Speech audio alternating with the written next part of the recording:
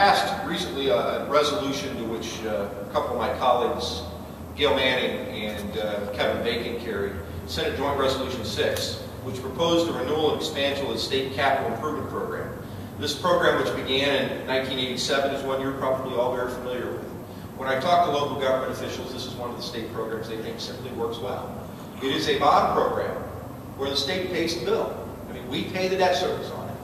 And effectively, local governments get the revenue for infrastructure. And it makes a difference. What I really like about it, as some guy that comes from rural Ohio, is that the money isn't just divvied up. It's given regionally. And that means that programs in smaller counties and smaller communities and townships can have a fair shot at appropriation.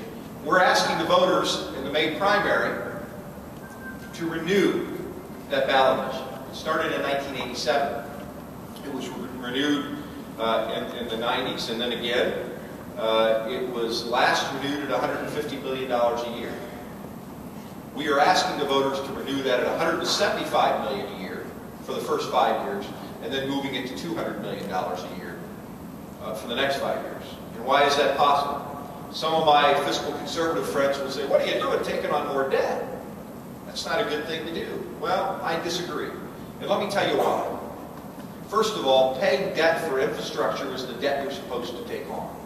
It's why you put a mortgage on your house, but you don't use a mortgage to pay your food bill. Okay? You mortgage long-term expenditures, capital infrastructure expenditures. My friends in the public administration classes could probably give a better speech on this than I did, although I do have a degree in public administration. Spent some time in a master's program in public administration. I remember those lectures all said that it is important that on infrastructure expenditures you contain your debt service to the usable life expectancy of that infrastructure. And that's why these bonds are limited in time. So the people who are getting the benefit of those programs over time get the opportunity to share the repayment obligations. But this program works for that reason. It is a program that essentially says, we're going to help you invest in water, sewer, job creation infrastructure, industrial parks, those kind of things, allocated regionally as the local governments see fit. And so I would encourage your support for that on the May ballot. I think it will continue to make a difference, and it is bipartisan. I came out of the Senate unanimously, by the way.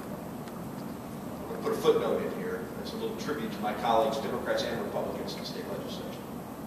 Here's a tip for you who watch Washington, D.C. Over 85% of all the legislation we passed out of the Ohio Senate, over 85% was bipartisan. That means it had Republican and Democrat votes. In most cases, Republican and Democrat sponsors. That's different than D.C. While they have dysfunction, we try and work together to get things done.